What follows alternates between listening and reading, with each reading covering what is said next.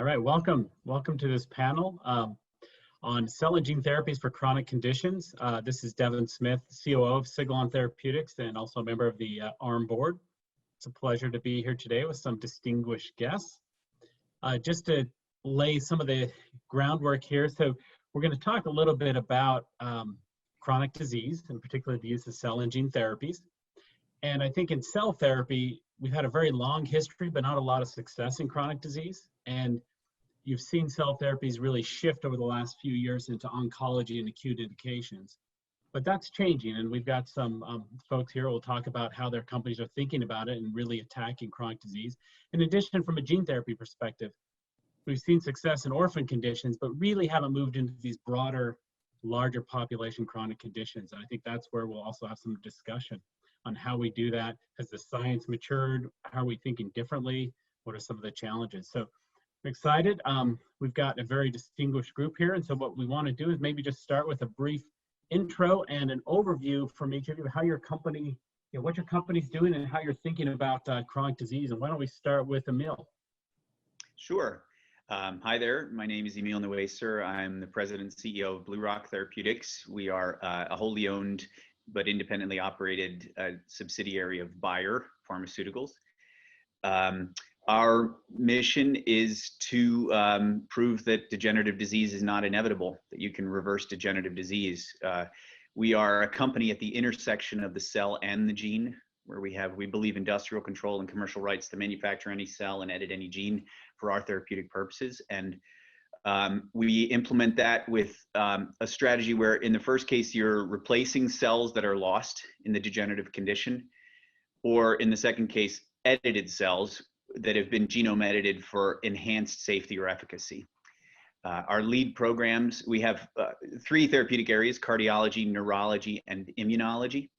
And in neurology, our lead is Parkinson's, where we intend to replace the motor neurons, the dopaminergic neurons in the midbrain that control motor initiation, motor control.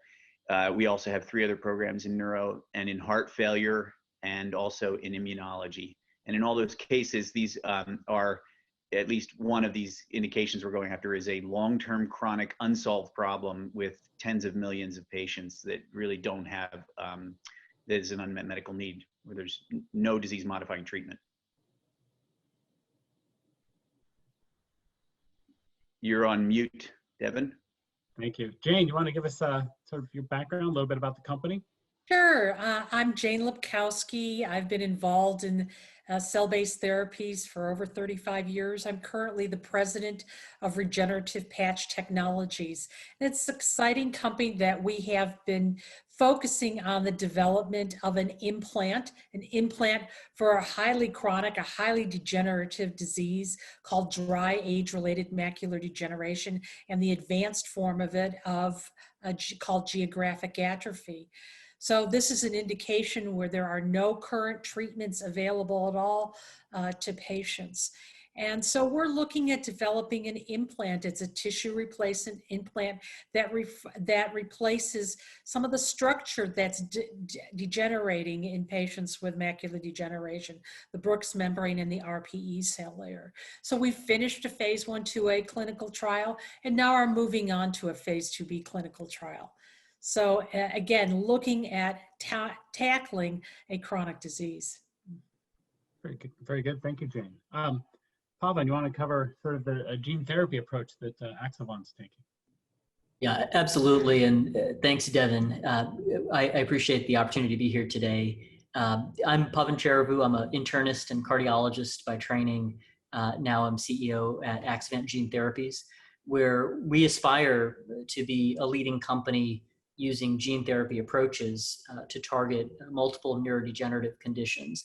And really one of our beliefs and our thesis, if you will, is that we can extend the reach of gene therapies beyond their canonical applications in rare monogenic disease to really begin to tackle some of the largest addressable unmet needs that exist today, focusing on Parkinson's disease.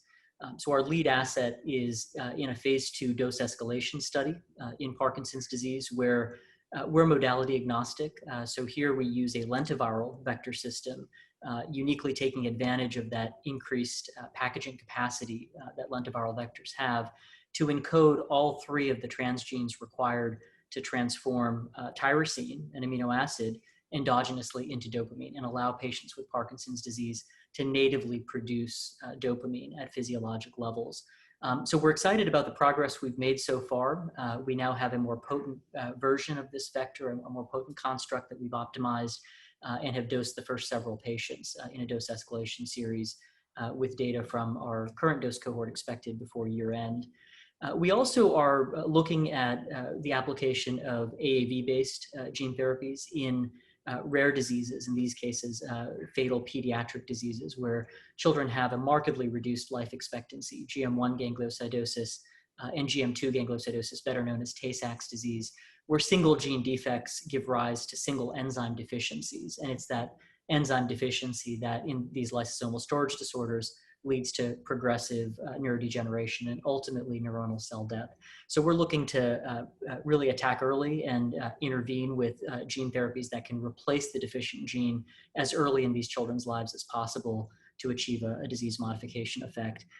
So I was very excited about the theme of this panel on chronic diseases because we spend a lot of time at Axovant thinking about clinical design, clinical acceleration of studies for chronic diseases like Parkinson's, but also some of the longer term sequelae. How do we think about commercialization, and how do we think about addressing a market as large as Parkinson's is from a manufacturing perspective as well? So look forward to getting into some of those themes today.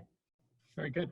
And last but not least, Philip, some interesting technology north of the border. So thank you very much for the opportunity to speak today. So Cernova is a Canadian clinical stage company, and we're developing regenerative medicine therapeutics based on our proprietary scalable implantable macro encapsulation device and also local immune protected therapeutic cells. And the way our device works is that we implant it deep under the skin, and the device forms an organ-like environment that is highly vascularized with a tissue matrix with chambers that we can put therapeutic cells in. And the idea here is that these therapeutic cells, once we place them in the device, will connect up to the blood supply and produce and release missing hormones or proteins into the body that are now missing. And we've been working on our lead program of type 1 diabetes. We also have an ex vivo gene therapy program for hemophilia A, through which we have moved through all of the preclinical program. And we're also working on something very unique, which is benign thyroid disease for patients that are having their thyroid gland removed. And we're able to place thyroid tissue into our device with the idea of recovering the function of the thyroid gland. So we've taken a very unique approach. I think the idea of doing the home run approach hasn't worked previously with a number of other companies, and we've taken a very stepwise strategic development approach with our diabetes program, with the idea that there's 100 years of therapy with insulin injections by needle or pump that haven't really been improved upon. So we're trying to do something very disruptive and different. So we started off in our first clinical trials by working with our device implanted under the skin in patients with severe hypoglycemia unawareness who are producing absolutely no insulin in their bodies. And we're working with, at first, human donor islet cells. So the idea is that we're using the real thing in your body, putting that in our device, and then seeing how the device works. And we've completed a small first-in-human clinical trial up in Canada, and then that resulted in success, for which we are now working on a phase 2 trial at the University of Chicago. And very excitingly, we have, I think we're the first company in the world to be able to not only show that our cells are surviving in their device, they become highly vascularized. We've also shown that they're producing C-peptide in the bloodstream, which is a measure, a biomarker measure of insulin. And then we've also shown some efficacy measures so far that actually matter to the patients, such as a reduction of HbA1c, reduction in hypoglycemic unaware events, and a number of other factors, including reduction in insulin. So our goal here is really looking for a potential, what we would call a functional cure for diabetes and our other diseases. And we're really excited by the fact that we have 3 programs that are actually working in this field. And I think we're meeting quite a number of the challenges going forward. Very good. Thank you, Philip. So as you can see, everyone's taking a real focused approach on chronic disease. One of the big challenges in the past has been the immune system for cell-based therapies. You can see that whether it's changing the cells, protecting the cells, or going into an immune privileged site, there's different approaches there the companies are taking, or ignoring the cell and going and infecting with a virus into the autologous cell so you don't have to deal with that immune site. So that's, I think, one big hurdle. But what are some of the other hurdles or challenges that we have in thinking about attacking chronic conditions? And maybe I'll start with Jane, if you want to.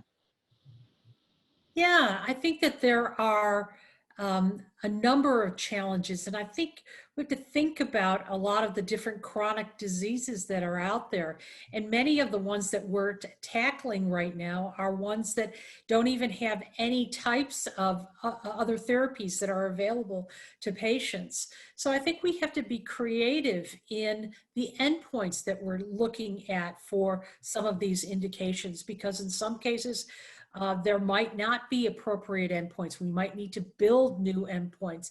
We have to think about what are those endpoints that are the most meaningful to patients and to measure the activity of our particular products in the clinic. Very good, thank you. And Emile, I know you've, how do you see it from this perspective? Because clearly there's challenges unique to the eye versus going CNS or cardiovascular. Right. Yeah, I mean, look, BlueRock's initiation was because we were trying to solve the unsolved, right? These diseases exist and they are chronic. They didn't just appear yesterday. Medicine has been trying to manage AMD and, dysregulation of, insulin and heart failure and Parkinson's for decades. I think what's unique about this is these diseases are polygenic. They're the intersection of environment, lifestyle, genetics, all of these things, right? They're not simple monogenic, in most cases, simple monogenic disorders. So that makes, and the mechanism of action, Parkinson's, we don't know why the midbrain dopaminergic neurons die first. So there's this fundamental mechanism of action that's not well understood. It's a chronic condition. So by its definition, you need a chronic therapy. You can't, and we're all pursuing sort of one and done, one-time curative in a way, but with the understanding that it's a durable treatment, right? So it's one time, but it's durable. You have to have chronic a durable treatment in order to get some result. That's our expectation. So I think that's really fundamental, and that requires a totally different way to think about the problem. We do exist in the best time in healthcare in human history, right? Where we have control of the cell and the gene and all of these ideas that we haven't had before. So it opens up a whole new way to treat diseases where, you have these challenges. And Philip, I think for you, how, has the science matured to a point where you feel like we're ready to tackle chronic diseases with cell therapies? Yeah, absolutely. So I think, when we look at islets, for example, the islets that are in your pancreas last your entire life. They're not renewed. So when we put an islet into our vascularized environment, then we're expecting that to be able to survive long term. And the really interesting thing that we're finding is that with 100 years of diabetes treatment of insulin, a lot of physicians are really set in their ways. And endocrinologists, but the patients are not, right? So the patients are really, really excited about getting these new therapies because they want to improve the quality of life. They don't want to have insulin pumps on their body. They want to jump into the lake and go swimming and this kind of thing. But we're finding that some of the endocrinologists are like, well, they're taking insulin, it's all fine. So part of what we're doing is trying to get around the dogma that's out there and get physicians to really understand the benefit of a therapy that can completely improve the patient's lives and be durable from that side of things. The other thing that I think is really important with a lot of the cell therapy approaches is that we're working on diseases that, for the most part, that involve feedback loops. and drugs and antibodies and these kind of things just don't work on feedback loops. So we have the potential to do something long-term in these patients that is something that they haven't been able to experience before. And I can tell you, our patients that we have in our clinical trial are jumping at the bit to talk about how they're doing and wanting to come back and get out there. And, because they're in a clinical trial, we just can't let them do that. So quality of life, we're already seeing some significant improvements. So. Very good, thank you. There's some good follow-ups across each of you, and we'll circle back in a second. But Pavan, from a gene therapy perspective, you're certainly targeting. Traditionally, it's been monogenic diseases using an AAV, where you can put in a relatively small chunk of DNA and and fix something. You're moving into much more complicated space. Are there targets available? Is the science there to really make this move into chronic disease? Yeah, it's a great question, and something we spend a lot of time thinking about. When I step back and look at the perspective of so many prescribers, physicians, patient groups, and indeed the industry itself, I think the promise of cell and gene therapy is this idea that we can have one-time administrations of therapy, or at least infrequent administrations of therapy that lead to durable results. And so in many ways, I think Emile hit the nail on the head with his earlier point that if you're developing a therapy for a chronic disease, the expectation and the goalpost should really be set on durability. And I think in many ways, this has been an eye-opening year for many gene therapy companies from a durability standpoint. I think, Devyn, you had mentioned earlier immune responses, and I think we've seen across multiple different kinds of products in investigational development, this idea that you can have unexpected immune responses in some cases that limit durability. And I think the expectation of FDA and other regulators will be for that longer term follow-up to really understand the long-term impact on chronic diseases. So a few factors that we think about today in a way that perhaps wasn't present even 2 or 3 years ago. I think, for example, about how much we've elucidated around our understanding of innate immune responses. So, for example, we look at the richness of nucleotide sequences in certain motifs that can trigger innate immune responses that can reduce durability. We, for example, have employed and taken advantage of certain features of lentiviral vector systems where it's not episomal production of proteins, but rather these are integrating into the genome and can produce long-lasting, more durable results.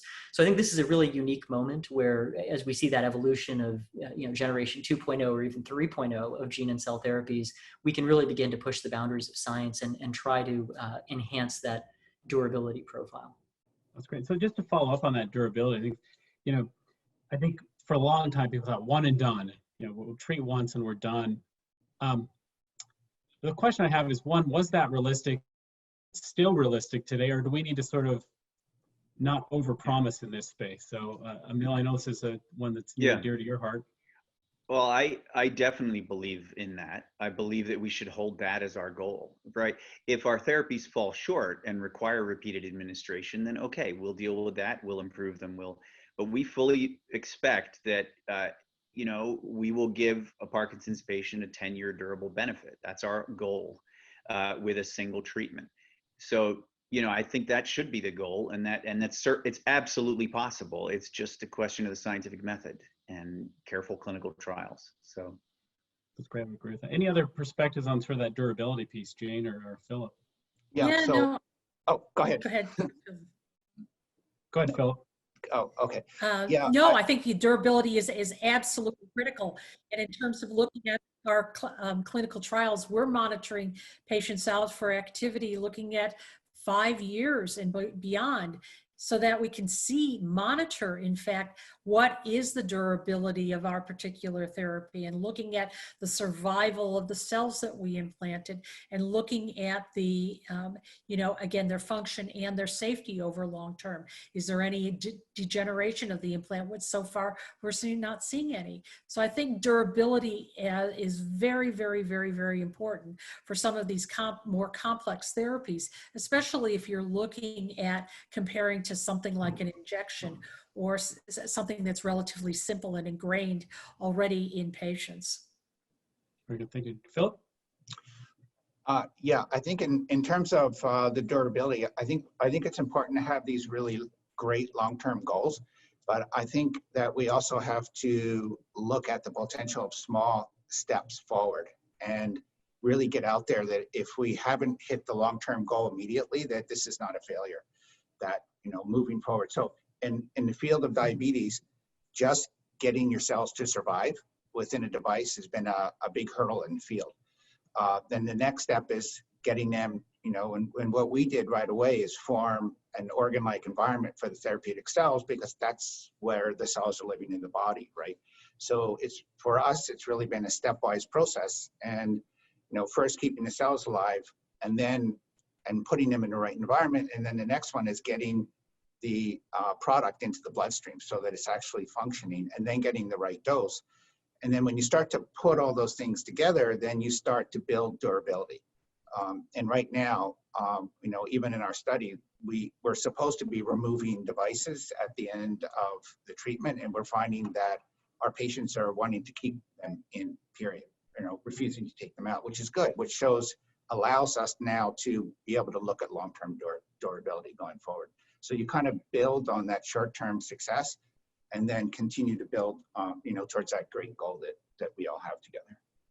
Fantastic. And so just, one of the pieces I think it's fascinating, if you look at where success has been in cell therapy, it's been in oncology, gene therapy has been in these ultra orphans, both of which have severe, morbidity and mortality. And so one can tolerate a significant amount of safety and some of these other challenges. How is it different for chronic disease, and how do we need to think differently there? Maybe I'll start with you, Pavan, and give some perspectives, and then maybe go to Emile. Yeah, it's so fundamental to the evaluation of any of these therapies is that assessment of benefit and risk. And I think you're absolutely right to point out that when you think about indications like fatal rare diseases, like oncology, often where you have an expectation around limited life expectancy, I think we're willing to tolerate some, safety profile that may not be, impeccable in those indications. But I think when it comes to chronic diseases, and certainly as we think about Parkinson's, we really do strive for as clean a safety and tolerability profile as possible. I think that has to be the aim. And I think the tolerance, whether you're talking about regulators or even society writ large, for a significant adverse event burden related to your therapies in fields like diabetes or Parkinson's would be very low. And so, we're judicious in the way we think about, for example, optimization of vectors. We want to make sure that we're driving appropriate levels of dopamine production in our case, but not excessive levels, right? And so that sort of balancing act becomes increasingly important. I'll highlight something else, which is not directly related to the therapies, but perhaps to the immunosuppression regimens that we've utilized in the past. I remember in the early days of gene therapy development in conditions like Duchenne's and other neuromuscular disorders that are rare, that affect a pediatric population. There was concern over the kinds of immunosuppressive regimens that you could apply in these cases because you wanted to avoid toxicities if at all possible. I think what you're seeing in the field now with even the emergence of the first several reports of deaths related to gene therapy administration is we're willing to stretch that boundary, in these pediatric conditions and really allow for more transplant-like immunosuppression, which is really a signal change, I think, in the field. But I don't think you'll see such changes in conditions like Parkinson's. I think we have to be very judicious in how we develop these drugs. Yeah. I'm next. Okay. Right. I think that in the end, safety is not just the priority, it's the prerequisite. And, that it just is a higher bar in these indications, but there are 8 million people that suffer globally from Parkinson's. So it's worth doing. I think certainly a Parkinson's patient has a much longer life expectancy than an acute oncology patient with a really short trajectory. So, excuse me, the lights are going off in my office here, automated lights, there it is. But the quality of life is another way to look at this too. So, I would absolutely echo what Pavan said, which is, you just have to live with a higher bar because the patient does have a decade or more. But it's a pretty miserable decade. If you've seen Parkinson's up close, you're motivated to do something about it. And so, I just think it's a higher bar, but it's absolutely attainable. And maybe in some cases, as Pavan said, it informs your clinical entry strategy, where you might go into indications that are more acute and follow on in a keyhole with something that's less acute, to put it that way. But Parkinson's is Parkinson's. Yep. You just have to meet the standard and get it done. And Philip, I think from you got in particular, say diabetes, an area where there's really safe, effective treatments today. I imagine that bar is pretty high for you guys. And how are you thinking about that from a safety, but also an endpoint perspective? Because it is, do you follow the trend of a traditional path of a traditional, insulin analog, or how do you think about it? Yeah, so we did something that I think is pretty creative, and we looked at the patients who are not getting benefit from insulin. So these are people that have hypoglycemia unawareness, and they're the guys that can take an insulin injection and their blood sugar levels can drop and they don't get the shakes and tremors because insulin doesn't give you that. So we started working with these patients first because those are the ones that could be helped with the cell therapy type approach, right? So safety is obviously, every trial that we do is always safety and efficacy because we have this combination product. But the first thing we went after is, can we improve the hypoglycemic unaware events? And then as you're moving down along the line, then you can start moving into patients that are not as sick, such as the younger children or the ones that don't have hypoglycemia but are having to take these chronic insulin injections. So I just see this as a stepwise, moving forward from the sickest population, making sure you have the safety profile, improving something that couldn't be improved with insulin, proving that first, and then starting to broaden out and having higher and higher expectations of our product. And that seems to be working, And then also for us, even though we're starting off with the human donor islets, because it's a stepwise approach, we also are working on the stem cell derived therapies, which can treat millions and millions of patients and solve the problems of organ donors and this kind of thing. So, yeah. Very good. And Jane, I think for, how are you guys taking a similar approach, which start with the most severe AMD patients and sort of work up? And how are you thinking about endpoints beyond sort of vision improvement? You're looking at, PROs and some of these pieces. Yeah, so good question. We are starting off very similarly to what Phil talked about, looking at using our implant in the phase 1/2A clinical trial in patients with the most severe geographic atrophy. So all the patients that we have treated so far in the phase 1/2A have been legally blind. And looking for the safety of the implantation, the safety of the implant, the durability of the survival of the implant, and starting to look at what those efficacy measures are. As we transition, we're looking at a combination of a variety of different efficacy measures and endpoints, looking at some of the traditional low light luminance, looking at best corrected visual acuity, but also looking at quality of life endpoints, reading speeds, etc., that are being developed right now, so that we can not only look at some of the more traditional endpoints, but how it affects quality of life. Yeah. Can I add, before we get off this topic, there's an important point here that, Jane, you can push to these more severe patients.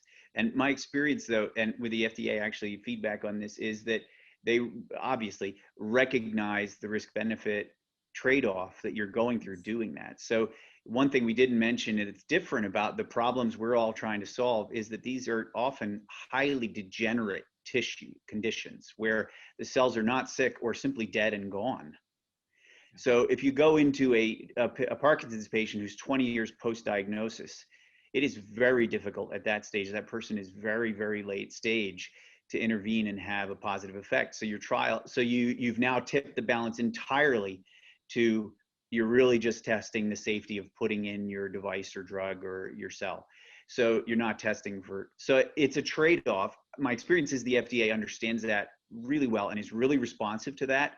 But it's not always easy to just go to the most severe, because then you fall off the edge of the other way. So which we've seen in Alzheimer's disease with the traditional therapies. So it's just, these are degenerate conditions where you don't have healthy cells. It's true. And in fact, now as we're looking at moving on to the phase 2B clinical trial, we're looking at patients with better vision, because Yeah, right.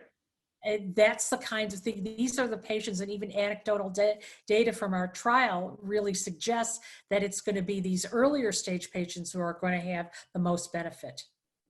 Yeah, if I can make a point here, I mean, I think that when we are tackling so many of these, chronic conditions in contradistinction to the rare diseases or oncology, we have to think about total burden of disease. So it's not simply the objective measure of, that classical endpoint. Recently at Axovant, we invited a young Parkinson's patient who had a rapidly progressive form of the disease to come and speak to our staff at a town hall. And what was striking is that, in his telling his story of his life, it wasn't the rigidity or the tremor or the slowness of movement that bothered him the most. It was the mood disorders, right? The difficulty with impulse control. It was the insomnia and the sleep disturbances. It's all these other facets of the disease that become so important to capture.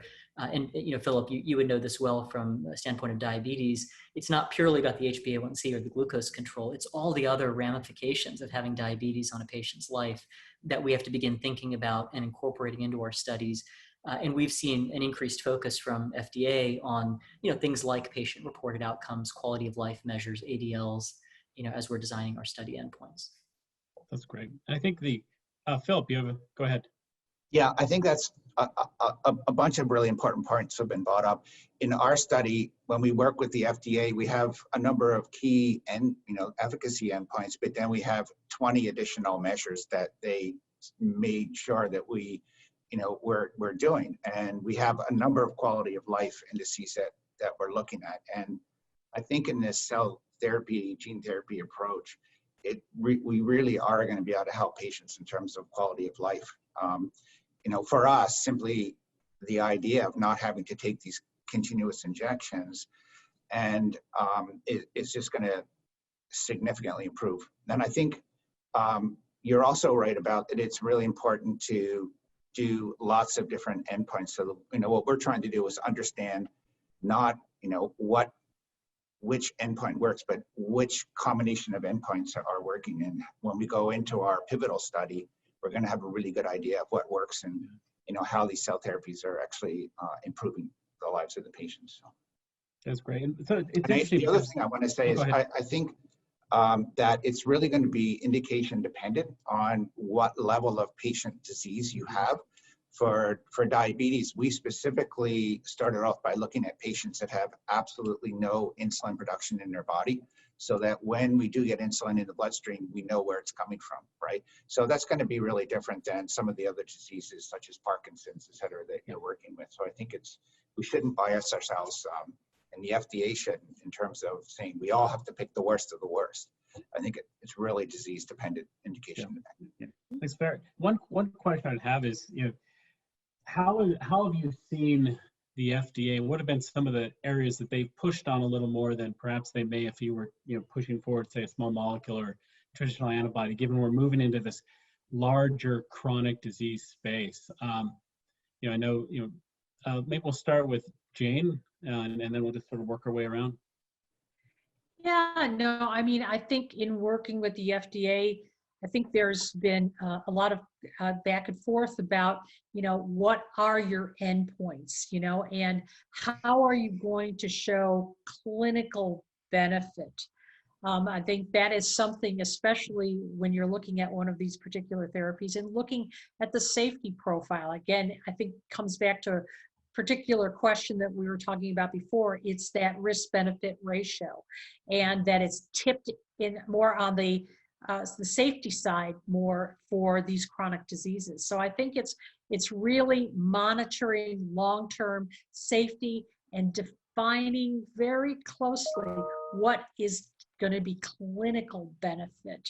And I think that we need to evolve a little bit more in going forward and figuring out also quality of life measurements. And those are things that I think are evolving now with the FDA. That's good. What about maybe Pavan, from a Lenti perspective? What kind of things are you hearing?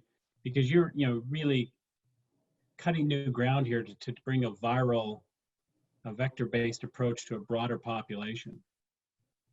Yeah, it's a good question. This is as far as we're aware, the first in vivo lenti approach that's been taken as far as it has in the clinic. And we're also excited that it is the first approach that is as advanced as it is to deliver 3 genes in a single expression cassette. So a few major advances kind of underlying, where we are today. The reason we think it's so important to take that 3 gene approach and why we're using lenti as opposed to AAV is that we want to produce endogenous levodopa. So just to review the biochemistry for a second, tyrosine, the amino acid, converted to the intermediate levodopa, which for 5 decades people have been taking orally in Parkinson's disease, and then that intermediate levodopa is endogenously converted to dopamine through the action of a final enzyme. So we're putting all 3 of those enzymes in, but because we can produce that endogenous levodopa, we can do it in a continuous, steady state way. So as you probably know, one of the hallmark features of long-term levodopa-carbidopa treatment is that you get waning efficacy over time. But as you're taking higher doses at higher frequencies, there's a pulsatile pattern to how dopamine is present in your striatum. And so you end up with something called dyskinesia, these involuntary, painful writhing movements that can emerge due to that variability. And so we want to introduce a more physiologic manner of levodopa and dopamine production. And that's really the reason that we're going for 3 genes rather than 1. As it happens, it also opens up this opportunity to go earlier in the disease course. I'm a cardiologist by background, so I often think about analogies like the use of valves in aortic stenosis, where you started with the most severe patients and now you're over time moving into the earlier stage patients. And I think a similar pattern will play out in a lot of our chronic disease development approaches. One final point I'll end with is, I think that as we've had some interactions with regulators around the world on the design of our Parkinson's program, interestingly, they're thinking about this in the right way. And because this could be a one-time approach, one of the questions we're getting asked is, could reduction in the use of standard of care, in our case levodopa, over time, almost be a biomarker of activity for your therapy? And could we track, for instance, the reductions in things like dyskinesia and dyskinesia emergence with our approach versus the standard of care as a way of really understanding that improved risk-benefit profile over time? So that's something we're going to be really focused on as we run our studies. Oh, that's great. Thank you. Philip, you've got, from a regulatory perspective, you're the one that can actually stop your therapy in the sense you can remove it. Whereas I think the other panelists, once it's in, you can't really turn it off per se. And from a regulatory perspective, did that matter for the regulators, or was it important? Yeah, so I think there's a couple of things there. I think having a device was really important that could actually contain the cells, and so that if there was an issue, we could remove it. That was really important for us. The other part of it is, people always talk about, are you overdosing with insulin and this kind of thing? But because our cells, all of them have a feedback loop involved, they turn off if they're not needed. So from a regulatory perspective, that's really positive, and it really helps out from a safety perspective. So I think that combination of things is really good. The one thing that we found when we first embarked in this field, and a number of companies went out and did a whole bunch of patients, tried it out and failed. The one thing the FDA did with us is that they said, okay, start off with a small number of patients, get it right, and then you start showing efficacy and you have good safety profiles and everything, we'll let you expand the study and this kind of thing. So I think they're being a little bit more cautious in terms of making sure that you get all the parameters right. Yeah. And even when we started the study, our surgeon had never put a device like this in the body before, and had never put cells into the device. So there was a real learning curve that went through. And after we did the first patient, he said, okay, I get it. I can make this much better now. And so you make these little modifications that are making things go better and better. And as a result, the efficacy is getting better and better. So, and I think the regulators, understand that, and we're interacting with them all the time, and they know that this is a changing field and a lot of learning's going on. And when we first entered the field, the expectation was, we're going to put our device in, we're going to put our cells in, and we're going to have a miracle. And we're going to be insulin independent. And we just have to, back away from that and really look at what we're trying to achieve and then achieve it in the stepwise process, so that we can look at getting over these hurdles, having these successes, and going, wow, we're really moving this field forward. And we stepped back. We did a smaller trial as one of the new companies, that is in a phase 2 trial, and as a result, we're focusing our surgeon on getting it right. And now he's wanting, to expand, and now we're, getting excited about that. So that's great. And Emile, you guys, Devyn, there's something important there, though, that in your question, which is, can you take the cells out, or the gene, or the implant, right? Yeah. And I think you have to classify these diseases in 2 ways. A simple classification is a situation where the cell can be isolated, or the gene can be isolated from the disease condition, and it can be produced in an ectopic location even, right? Versus the situation where you need intact, integrated cardiac myocytes to form a syncytium to produce contractile force, and you cannot isolate them. They must, by definition, be connected, have gap junctions, be communicating, right? So there are certain diseases where the only way to take them out is to obliterate them, right?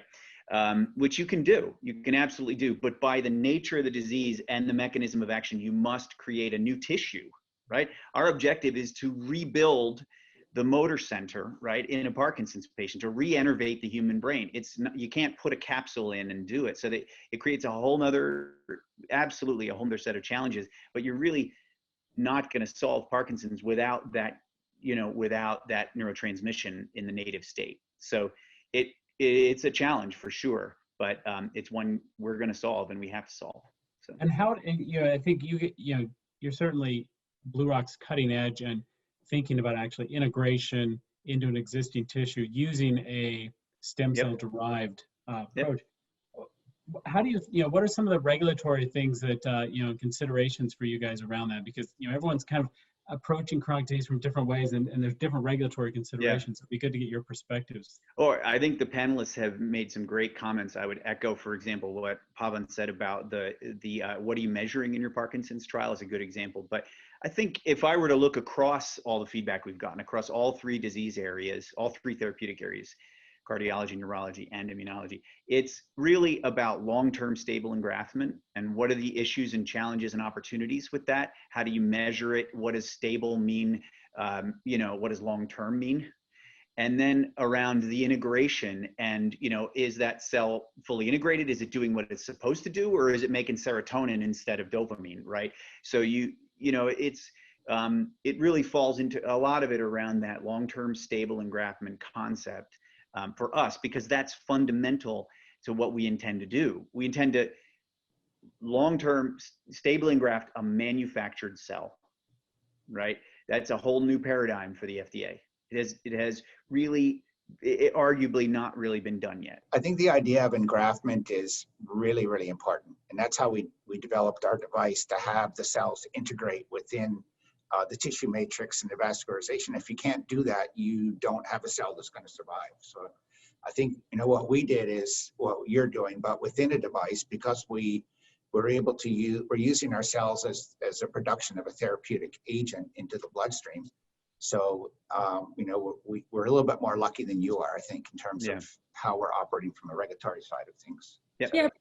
And I think, too, that it's very important to think about this integration, because if you think of most of the cell types that we're looking at, it's the interactions of these cells with other cells in the body. So, for instance, even in the case of where we're looking at putting a retinal pigmented epithelial cell into the subretinal space, it needs to interdigitate, it needs to work, it needs to closely interact with photoreceptors in order to have its proper function. So I think survival and integration is a very, very, very important thing that we need to get right, and looking at the durability of those kinds of interactions.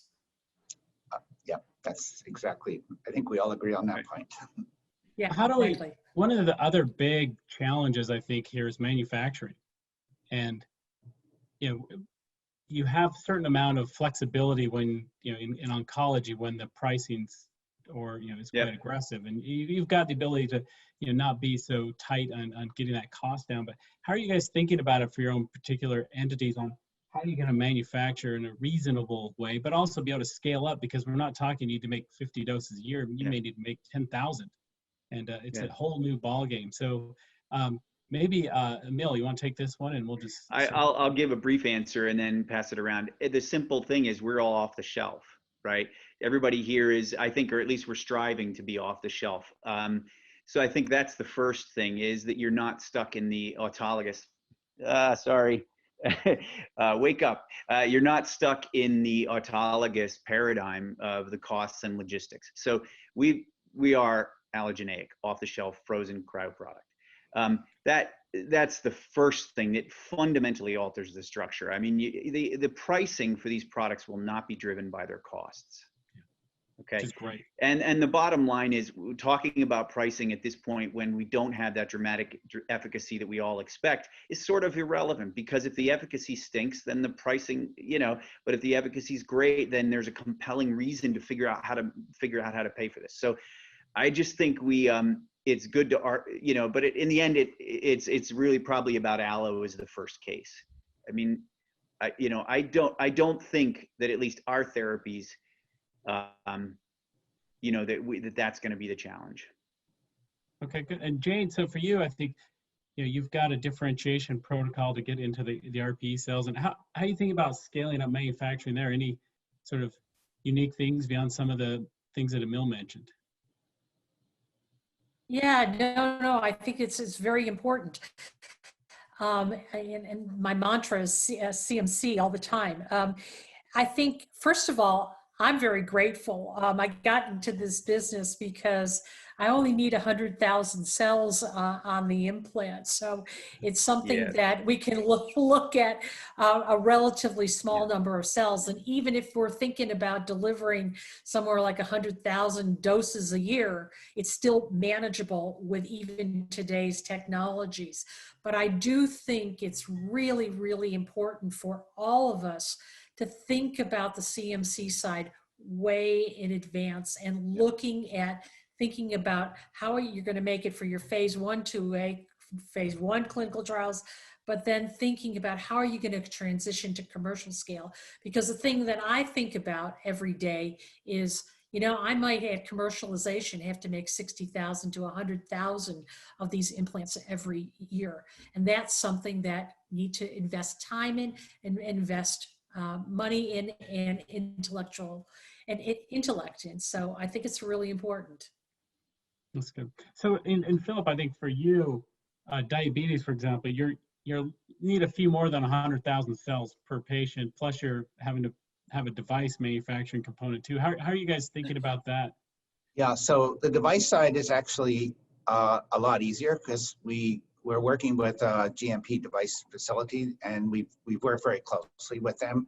So we're able to manufacture as many devices as we need. And obviously, if we need to scale up to millions, then that's going to be a bit of a different situation. And we have a semi-automated process right now that will go to an automated process for the device. With respect to the cells, we have two kinds of issues. So when we're using donor cells, we have very, very strict release criteria, even for those donor cells, before we allow them to go into the body. So I kind of look at the cell therapy approach and manufacturing similar to how you would look at a drug manufacturing approach. And we set up those release criteria early on. We don't accept the cells to go into the body unless they meet those release criteria. When we're going to the allograft type, off-the-shelf type situation, there's a couple of things there. We use the same kind of idea for manufacturing, and you're going to obviously need a larger scale GMP facility to be able to do that.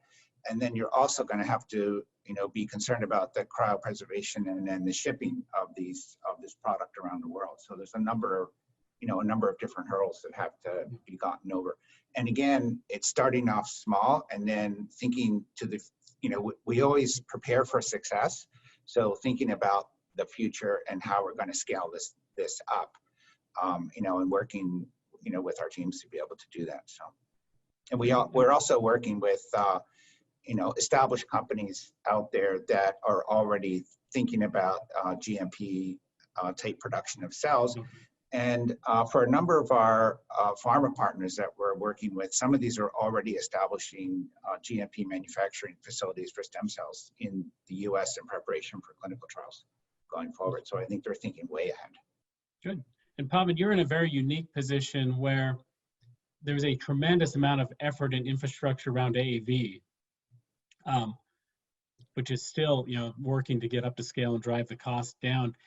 Lenti, completely different approach. How are you guys thinking about it? Are you going to try and own the manufacturing? How are you going to deal with sort of the scale up and requirements here?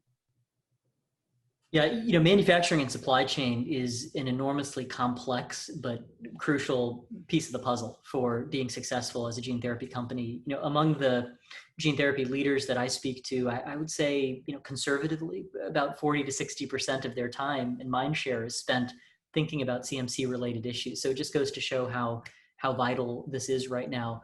We're living through a pretty interesting era. I would say that it may be reminiscent of, when you think about the evolution of monoclonal antibodies and the scale up of those, development of higher yield manufacturing processes, but also reduction in COGS associated with that over time.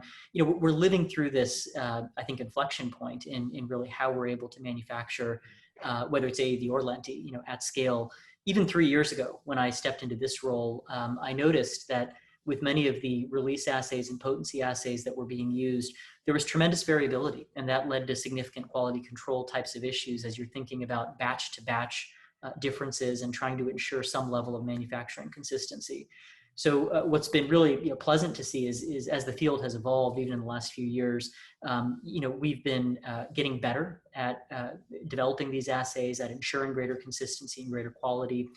The most important factor for us when we think about Lenti and Parkinson's is that it was important for us to ally with some of the world leaders in the field who've thought about this for many decades. In our case, we partner with Oxford Biomedica, who happened to be the originator of Axovant PD, and so is deeply invested in this. That also gives us prioritized or secure access to manufacturing capacity when we need it, which is critical. The transition from adherent-based systems to suspension process systems of manufacturing also vital.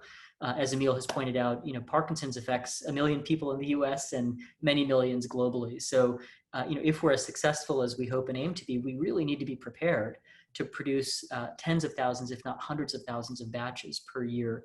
And to be able to do that, adherent systems simply won't suffice. So, starting about 2.5 years ago, we began a long-term investment in developing the first suspension process manufacturing for the vector system that we're using, and we hope to go live with that later this year.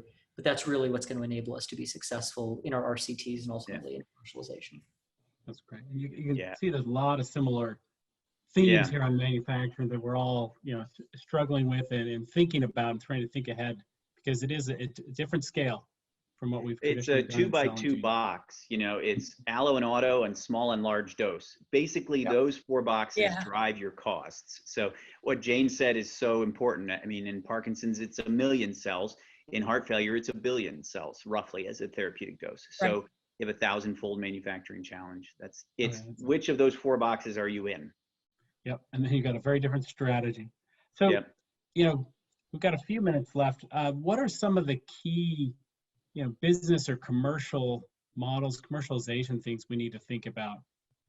We talked a little bit about pricing, manufacturing. I think we've covered those, but what other things do we need to think and do differently when we're bringing cell and gene therapies to chronic conditions? If anyone wants to take a first pass at this one. All right, Pavan, I see. Yeah, this is it's an important question. And I would say the business model for so long in chronic diseases has been based around small molecules, right? Where patients are often receiving them, on a daily routine basis. And, you can really think about pricing in a more modest way on an annualized basis, understanding that these patients will be taking it for, years, if not decades. And I think here the paradigm shift is, of course, moving towards one-time or less frequent dosing of therapy. how do we make a business model that's sustainable? Even on the rare disease side, by the way, I'll say that this is an issue because if you think about the 7,000 rare monogenic diseases that exist, and even if you're able to only penetrate into a fraction of those over time, you quickly realize that with Zolgensma style pricing, you would bankrupt the system, right? Payers simply wouldn't be able to keep up. And so that problem is magnified now when you think about indications like heart failure or CNS indications. And I think that's where we have to really begin to push the boundaries of thinking. It's going to require some creative solutions. Yeah. We've heard about annuity style pricing models. We've heard about options of using reinsurance. But I think something that the field is frankly missing today that I think would really benefit from is cell and gene therapies coming together as a group and really having discussions that are open, honest, transparent, and early with payers to try to understand how we can tackle these problems together. I don't think a single company, however large, will be able to tackle this alone. I really think we have to work together on this. Yeah, and I think it's really important also for companies to work with payers pretty darn early, okay? Because we need to know, again, getting back to that durability question, how long do our therapies need to work and what is going to be that cost benefit ratio, okay, with payers before they will in fact reimburse for our particular therapies so that we're prepared when we're looking at our clinical trials. So I think that those kinds of interactions are going to be required earlier and earlier and earlier during the development process. Yeah, I think another part of this for all of us is going to be, with the typical drugs, then they're only looking at one type of mechanism. But when we start looking at eliminating the number or reducing the number of times that patients have to go into the hospital, or for diabetes, you look at all the side effects that occur even with insulin, and we start to the potential of eliminating some of those side effects. Then when we talk to our payers and they're going, okay, well, you're going to be able to look at the real cost of the disease and then start to take these things under consideration. Yeah. Then, as others have been saying, when you look at the duration of the durability of the product and how long it's going to last and whether it needs to be replaced over a period of time, then that's going to really become a part of it too. So these are things that we're just going to be learning about.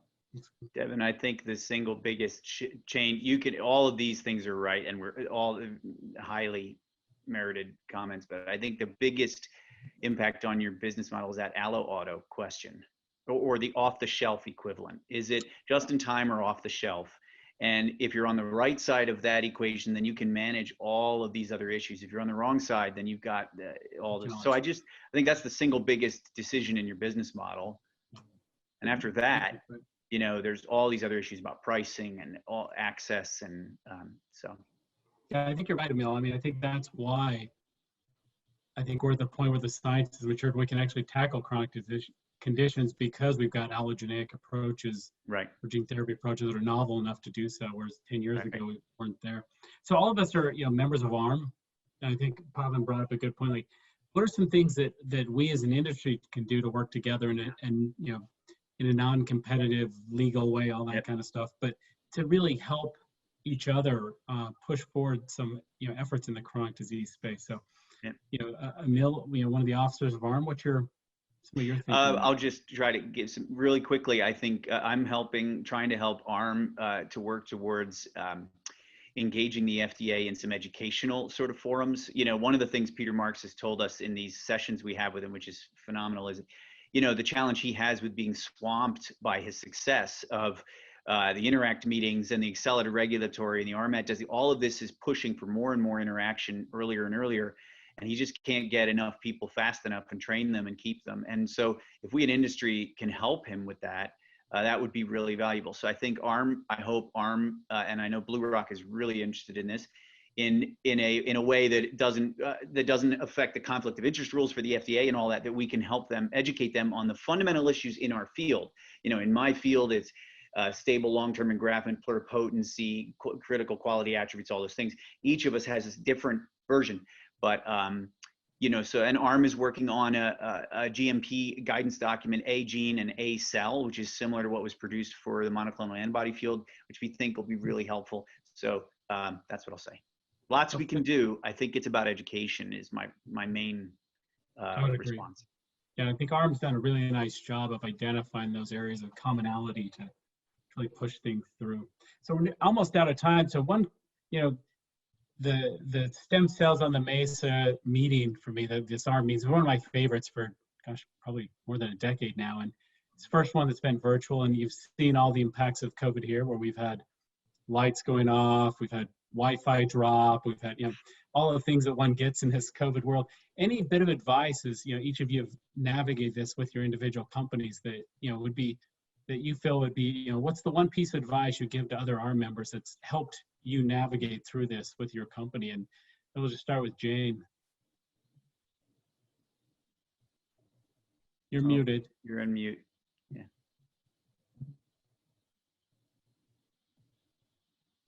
It looks like there's.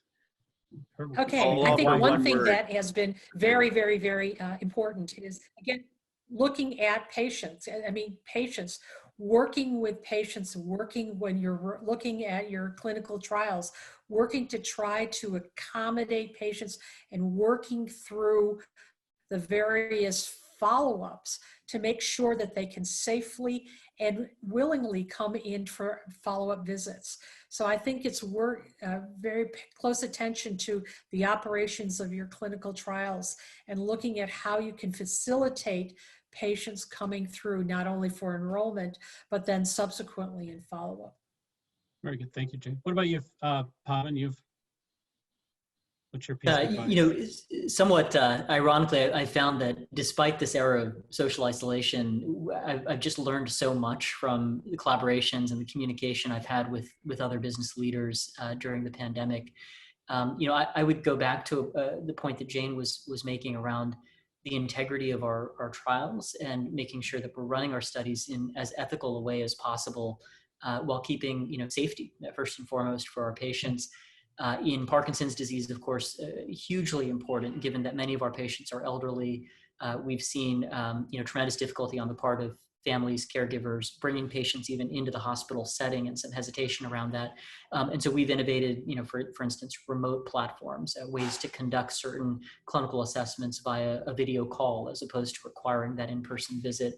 The other area outside of clinical operations that has been, really impacted by COVID-19 is our thinking on supply chain and in manufacturing, really making sure that critical raw materials, viral reagents, media that have in some places been diverted towards COVID testing kits and other COVID-related responses, that we still have enough to maintain supply for our dose escalation series or upcoming RCT. And so that's where, working very closely with our suppliers has been crucial, making sure that travel restrictions and import restrictions don't get in the way of timely delivery of clinical trial material to our patients.